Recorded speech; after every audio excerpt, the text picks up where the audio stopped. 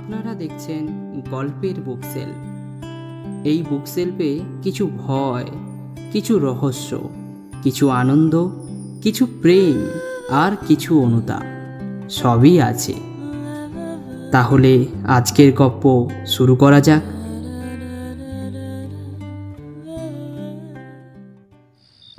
অফিসের কাজ সেরে স্টেশন পৌঁছতে আমার অনেক রাত হয়ে গিয়েছিল। তাই শিয়ালদা থেকে লাস্ট লক্ষ্মীকান্তপুর লোকাল ধরে পৌঁছতে পৌঁছতে এখন রাত প্রায় 11টা। স্টেশন চত্বর ছেড়ে রাস্তায় নামলাম। কোনো রিক্সা বা টোটোর চিহ্নটুকু খুঁজে পেলুম না। ধুত্তর, নেহাত মামার শরীর খারাপ, নইলে এখন কে আসতো? স্ট্রিট লাইটের আলোগুলো কোনো মতে জ্বলছে। রাস্তায় এখন কোনো লোকজনও নেই। দোকানদানি মনে হয় অনেকক্ষণ আগেই বন্ধ হয়ে গিয়েছে। রাস্তার পাশে দাঁড়িয়ে কোনো রিক্সা পাওয়া যেতে পারে কি না সেই নিয়েই এদিক ওদিক দেখছি। ঠিক এমন সময় একটা রিক্সা দেখতে পেলাম। ওটা আমার দিকেই এগিয়ে আসছে মনে হয়। একটু মনে মনে খুশি হলাম। এই রিক্সা, রিক্সা, এদিকে এদিকে, একটু একটু দাঁড়াও। কোথায় যাবেন বাবু? গোপালপুর যাব, নিয়ে যাবেন? ও গোপালপুর? না বাবু, অত দূর তো আমি যাব না। আপনি দেখুন অন্য কোনো গাড়ি পান কিনা। আরে বাবা, চলোই না। একটু বেশি টাকা নিও, কিন্তু পৌঁছে দাও অন্তত। ঠিক আছে বাবু, উঠে বসুন। কপালটা আমার মন্দ নয়, নইলে হুট করে একটা রিক্সা পেয়ে যাব এটা আমি ভাবতেও পারিনি। সারাটা দিন আজ আকাশের মুখ খুব গম্ভীর হয়ে আছে। যখন তখন বৃষ্টি নেমে আসছে। ঈশান কোণেও এখন দেখলাম আবারও কালো হয়ে মেঘ উঠেছে। কিছুক্ষণের মধ্যে বৃষ্টি একটা হবেই, তার পূর্বাভাস মেঘ গর্জন করে জানাচ্ছে।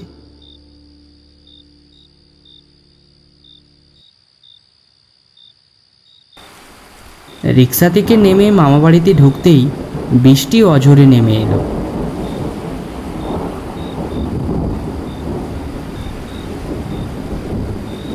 আরে সূর্য, আয় আয়। যাক, ভালোই হয়েছে তোর আসার পর বৃষ্টিটা এসেছে, না হলে পুরো ভিজেই যেতি। আয় আয়, এখানে বস। সে বসছি, কিন্তু তার আগে তুমি বলো, তোমার শরীর কেমন আছে? তোমার জন্যই তো এই ঝড় বৃষ্টি মাথায় নিয়ে এখানে আসা। আরে শরীর আমার একদম ঠিকই আছে। ওই বৃষ্টিতে ভিজে সামান্য একটু জ্বর হয়েছিল।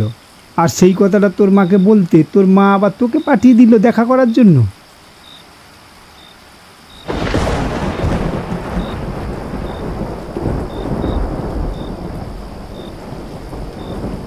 আচ্ছা মামা, তুমি আমাকে এখানে আসতে বারণ কেন করছিলে? দেখলাম মামা যেন চুপ করে কি একটা ভাবলো, আর তারপর আমাকে বলল, দেখ ভাগ্নে, ছোট থেকে আমি স্পষ্ট কথা বলতে শিখেছি। অন্যদের গল্পের মতো তোকে ভনিতা করে কিছু বলবো না, সোজা সাপটা কথা বলছি শোন। আমাদের গ্রামে কিছুদিন আগে থেকে একটা অদ্ভুত ঘটনা ঘটছে। অদ্ভুত ঘটনা? সেটা কেমন? ঘটনাটা এমন, সেটা আমি কোনোদিনও আগে শুনিনি, বা কেউ কোনোদিন শুনেছে বলে আমার মনে হয় না। এই গ্রামে যত তোদের মতন কম বয়সী ছেলেরা আছে, তারা একজন একজন করে মারা যাচ্ছে। ধর, কেউ এই রাতের বেলায় বাড়ি ফিরছে, হঠাৎ কিছু একটা জিনিস তার সারা দেহে রক্ত চুষে তাকে মেরে ফেলছে। প্রথম যেদিন একটা ছেলে মারা গেল, পুলিশ এবং ডাক্তারেরা রক্তাল্পতা হিসেবে চিহ্নিত করলো। আমাদের মধ্যে তেমন একটা কিছু চাঞ্চল্য সৃষ্টি হয়নি। কিন্তু দুদিন পর আরও একটা ছেলে মারা গেল। তখন আর এটাকে স্বাভাবিক বলে মনে করা অসম্ভব। সেই একইভাবে মৃত্যু, শরীরে কোনো রক্তই নেই। অবাক বিষয়, কোথাও কোনো কাটা কিংবা আঘাতের চিহ্ন নেই। গ্রামের কিছু পণ্ডিত লোক তো গলায় কিংবা অন্যান্য জায়গায় দেখতে লাগলো যদি ভ্যাম্পায়ার বা রক্তচোষা বাদুড়ে রক্ত খেয়ে থাকে, কিন্তু না, সেই সমস্ত জিনিস কিছুই নয়। কি বলছো কি মামা? আজকের দিনে দাঁড়িয়েও ভ্যাম্পায়ার কিংবা রক্তচোষা বাদুড় বা এরকম ভয়ানক রক্তশূন্য মৃত্যু আমি তো কোনোদিনও শুনিনি। আমার তো মনে হয় এগুলো সেরফ একটা মার্ডার। তোমাদের এখানে পুলিশরাও কেমন এই সমস্ত গুজবে কান দিচ্ছে? ওদের আরও ইনভেস্টিগেশন করা উচিত। সবই করেছে ভাগ্নে, রাস্তায় পুলিশ চৌকিও বসিয়েছে, ক্যামেরাও লাগিয়েছে, কিন্তু তাতেও কোনো বিশেষ কাজ হয়নি। কোনো দিন পুলিশদেরও মৃতদেহ পাওয়া গেছে, না হলে পাড়ার কোনো ছেলেদের। এই নিয়ে পাঁচটা মৃতদেহ পাওয়া গেছে। সামনে ভোট, তাই যাতে নেগেটিভ নিউজটা না বাইরে বেরোয়, তাই এই ঘটনাটাকে বাইরের সমাজ থেকে অনেক গোপন করা হয়েছে। কি গো, তুমি কি ওকে একটু বিশ্রাম নিতে দেবে না? ছেলেটা কত দূর থেকে এসেছে। আর ওদিকে ঘড়ি দেখেছো, রাত কত হয়েছে? রাতের খাবারের সময় হলো যে। বাবা সূর্য, আয় বাবায়, আর তুমিও চলে এসো, খাবার বাড়ছি। বর্ষার দিনে মামির হাতে গরম গরম খিচুড়ি আর ইলিশ মাছ ভাজা আমার সারাদিনের ক্লান্তিকে যেন কোথাও ম্যাজিকের মতো উধাও করে দিল। মামা মামির কোনো সন্তান নেই, তাই ওনারা আমাকে নিজের সন্তানের মতো খুব ভালোবাসে। এই ঘরটা আমার জন্যই তৈরি করা হয়েছিল। আমার জীবনের একটা সময় আমি এই ঘরেই কাটিয়েছি। অনেক স্মৃতি আছে এখানে। থাক, সেসব কথা পরে নালে শোনা যায়। আলো নিভিয়ে শুয়ে পড়লাম। পরের দিন সকালটাও মামা মামির সাথে গল্প করা, খাওয়া দাওয়া আর বিশ্রাম নিয়েই কাটলো। সকাল থেকে রাত 10টা পর্যন্ত সমানে বৃষ্টি হয়ে চলল। সারাদিন ঘরে বসে থেকে আর ভালো লাগলো না, তাই রাতে খাওয়া দাওয়া সেরে একটু বাইরে বেরোলাম। ঠান্ডা ফুরফুরে হাওয়া দিচ্ছে। রাতের খাওয়া দাওয়ার পর হাঁটার অভ্যেসটা আমার বরাবরই আছে। মনের আনন্দে হাঁটতে হাঁটতে আমি লোকালয় ছেড়ে একটু নির্জন জায়গায় চলে এলাম। এদিকটা তেমন কেউ আসে না। সামনে আরেকটু এগালেই একটা বট গাছ পড়ে।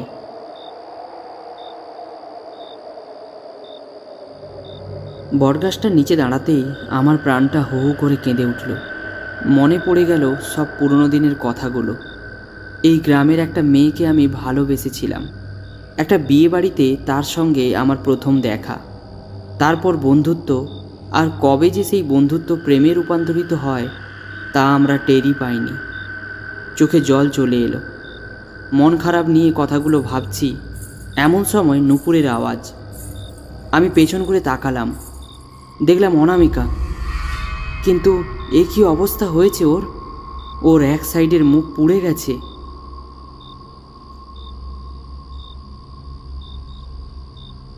অনামিকা, তোমার এমন অবস্থা হলো কি করে? হ্যাঁ আমি। কেন? তুমি কি ভেবেছিলে আমাকে ঠকিয়ে তুমি পার পেয়ে যাবে? আজ আমি তোমাকে প্রাণে মেরে ফেলবো। এতদিন শুধু আমি তোমার অপেক্ষা করছিলাম। তুমি কবে এই গ্রামে পা দেবে, আর সেই দিনই তোমার শেষ দিন হবে। আজ আমার ইচ্ছে পূরণ হবে তোমাকে মেরে।